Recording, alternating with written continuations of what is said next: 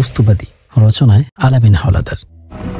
আমাদের এই যান্ত্রিক জীবনে মানুষের মূল্যবোধ অবক্ষয়ের কারণে মানুষ এক নতুন ধর্মে রূপান্তরিত হয়েছে। সেই ধর্মের নাম হচ্ছে বস্তুবাদী। পৃথিবীর কোনো আদম সন্তান বুকে হাত দিয়ে বলতে পারবে না যে আমি এই বাস্তববাদী ধর্ম থেকে পুরোপুরিভাবে মুক্ত আছি। আমরা জানি আমাদের ইসলাম ধর্মে 5টি স্তম্ভ রয়েছে: নামাজ, রোজা, হজ, যাকাত। ঠিক তদ্রূপ বাস্তববাদী ধর্মেও 5টি স্তম্ভ রয়েছে। তা হচ্ছে ভোগ, বিলাস, নির্লজ্জতা, স্বজনপ্রীতি, মৃত্যুকে ভয় পাওয়া আর মরতে না চাওয়া। এই ধর্মের অনুসারী হচ্ছে হিন্দু, মুসলিম, বৌদ্ধ, খ্রিস্টান, সবাই। সকল ধর্মের অনুসারীরাই মিলেমিশে একাকার হয়ে এই ধর্মের অনুসারী হয়েছে। চলুন এখন জেনে আসি এই 5টি বস্তুর ব্যাখ্যা। বস্তুবাদী হচ্ছে এমন এক ধর্ম যা মানুষ তার রবের দাসত্ব থেকে মুখ ফিরিয়ে জীবন চলার গতি উল্টে দিয়ে শয়তানের দাসত্ব করে। মানুষের মনুষ্যত্ব, মানবতাকে বিসর্জন দিয়ে বস্তুর প্রতি চরম আকাঙ্ক্ষার এক বহিঃপ্রকাশ। বাস্তববাদী ধর্মে আকর্ষিত হয়ে ভোগ, বিলাস, নির্লজ্জতা, স্বজনপ্রীতিতে হাবুডুবু খেয়ে দুনিয়া জুড়ে চরম বিশৃঙ্খলা সৃষ্টি করেছে। আল্লাহর সৃষ্টির উপরে হস্তক্ষেপ, বাইপাস, কাস্টমাইজ করে স্রষ্টার সৃষ্টির উপরে জুলুম করে বৈচিত্র্যের পরিবর্তন করে ভারসাম্য নষ্ট করেছে। মানুষের ন্যায় ইনসাফ থেকে মানুষকে দূরে রেখে বৈষম্য তৈরি করেছে। প্রথম স্তম্ভ, ভোগ। আমরা এক নজরে যদি আমাদের স্বার্থবাদী পৃথিবীর দিকে তাকাই তাহলে দেখতে পাবো ভোগের মহা উৎসব চলতেছে।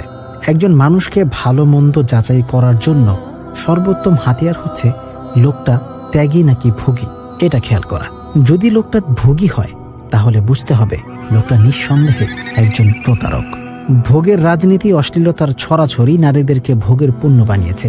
2 টাকা দামের আয়নার পেছনে নারীর নগ্ন ছবি, অন্যকে ঠকিয়ে বড় হওয়ার প্রতিযোগিতা, বিলাসিতার চরম উত্তেজনায় যেখানে সারা পৃথিবীর 80% টাকা 10% ধনী লোকের কাছে সুরক্ষিত আছে, অন্যদিকে মাত্র 10% টাকা আমাদের মতো সাধারণ মানুষের কাছে রয়েছে। একদিকে টাকার পাহাড়, অন্যদিকে দারিদ্র মানুষের চিৎকার।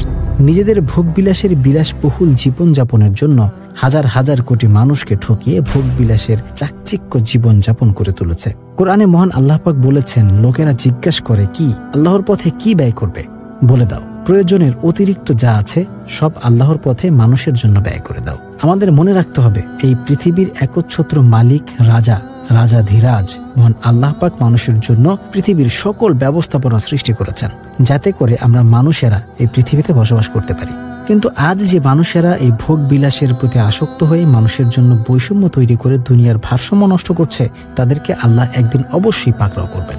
আমাদের মনে রাখতে হবে আল্লাহ যেমন করে আমাদের জন্য রহমান রহিম, ঠিক তেমনই আল্লাহর আরেকটি নামও রয়েছে, সেটি হচ্ছে আল কাহার, যার অর্থ ভয়ঙ্কর আযাব দানকারী। নির্লজ্জতা। ভোগ বিলাসে যারা আসক্ত তারাই নির্লজ্জতার অধিকারী। যারা নাকি সমাজের উচ্চ শ্রেণীর সুশীল প্রকৃতির সেলিব্রিটি, অশ্লীল বেপরোয়া জীবনযাপন করে হালাল হারামের কোনো যাচাই বাছাই নেই, লাগামহীনভাবে সীমা লঙ্ঘন করে বেড়াচ্ছে, রুক্ষ, শুষ্ক, কর্কশ, বখিল, কৃপণ, কুন্দুসমার্কা জীবনযাপন করে, অন্যের পারিশ্রমিক দিতে নানানভাবে কৃপণতার কথা অবলম্বন করে। নির্লজ্জতার চরম বহিঃপ্রকাশ হচ্ছে অধীনস্থদের বেতন ভাতা দিতে নানান রকমের তাল বাহানা বা ফন্দি ফিকির করা। এটাই হচ্ছে নির্লজ্জতার চরম ব্যবস্থাপনা। যারা মানুষের হক মানুষের কাছে পৌঁছে দিতে কৃপণতার পথ অবলম্বন করে তারাই হচ্ছে নির্লজ্জতার শীর্ষে অবস্থান করা মানুষ।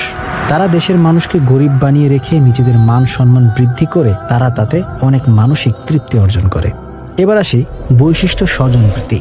স্বজনপ্রীতির কোঠার বৈষম্য না থাকার কারণে অযোগ্য ব্যক্তিরা ক্ষমতার মসনদে বসে দুর্নীতির আঁকড়া গড়ে তুলেছে। ব্যক্তি জীবন থেকে শুরু করে সামাজিক জীবন, পারিবারিক জীবন, রাষ্ট্রীয় জীবন সর্বত্র চলছে স্বজনপ্রীতির বাণিজ্য। সবাই যদি তার নিজ নিজ যোগ্যতার আসনেও বসে তাহলে মানুষের জানমাল নিরাপত্তা হবে, সেফটি, হেলথ, এনভায়রনমেন্ট সুরক্ষিত থাকবে। ব্যক্তিকেন্দ্রিক সুবিধাভোগী মানুষের জন্য সমাজের রন্ধে রন্ধে সব জায়গায় আপ টু বাটন দুর্নীতি, রমরমা ব্যবসা চলছে। আমাদের জনগণের মনে শুধু খাই খাই স্বভাব। এত খাই খাই করে কি আমাদের দেশটাকে আমরা উন্নত করতে পেরেছি, নাকি দিনের পর দিন এই দেশটাকে অধপতনের দিকে নিয়ে যাচ্ছি? আমরা সাময়িকভাবে যদি লাভের জন্য ঘুরি, এতে করে সমষ্টিগতভাবে দেশ ও জাতির জন্য অনেক ক্ষতিকর। কারো সাথে মতের অমিল হলে বলে, আমাকে চিনিস বেটা, আমি অমুক দলের তমুক নেতা, আমার বাবা চাচা মামারা ক্ষমতাসীন ব্যক্তি, অমুক ক্ষমতার অধিকারী, তমুক ক্ষমতার অধিকারী। যাদের আত্মীয় স্বজন পরিচিত বড় কোনো ক্ষমতার পোস্টে বা বড় কোনো পদে থাকে, তাহলে তার সকল অপকর্ম মাফ হয়ে যায়। আমাদের দেশে একটা প্রবাদ বাক্য আছে, মামা খালু আছে যার তার কোনো চিন্তাই নাই।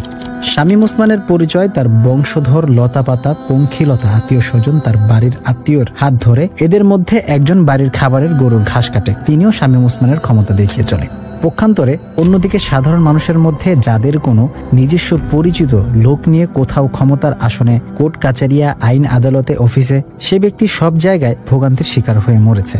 তাকে বোকা বাঙালিরা নাস্তা নাবুদ করে ছেড়েছে। তাকে সব জায়গায় হেনস্থার শিকার হতে হয়, মিথ্যা মামলায়, জেল হাজতে, কারাবরণে মরতে হয়। তাই স্বজনপ্রীতি একদলীয় নিয়োগকে না বলুন। এবার আসুন, মরতে চায় না।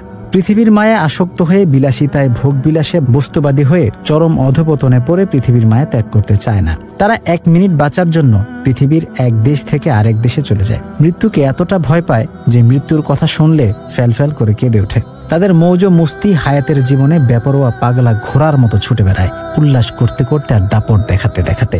তাদেরকে যখন প্রশ্ন করা হয়, তোমরা দুনিয়াতে বিশৃঙ্খলা সৃষ্টি করো না, তখন তারা উত্তরে বলে, আমরা তো শান্তি স্থাপন করি। আল্লাহ সূরা বাকারার 11 নম্বর আয়াতে বলেছেন এসব বস্তুবাদী অনুসারীদের জন্য, যারা নাকি পৃথিবীতে দম্ভে তার অহংকারের সাথে বিচরণ করে এবং মানুষের উপরে এই ক্ষণস্থায়ী জীবনে ক্ষমতার আধিপত্য কায়েম করে। দুনিয়া যতই উন্নত দিকে যাচ্ছে, ততই মানুষের অন্তর হেদায়েত শূন্য হয়ে যাচ্ছে, বস্তুবাদী নাস্তিক্যবাদীদের দিকে যাচ্ছে। তাই আসুন, এই বস্তুবাদী ধর্ম থেকে বাঁচার জন্য আল্লাহর একত্ব জীবন ব্যবস্থা, ইসলামের সুশীলত ছায়া নিচে আশ্রয় নেই, কোরআন ও হাদিস অনুযায়ী নিজেকে রঙিন করে তুলি। আল্লাহ হাফেজ।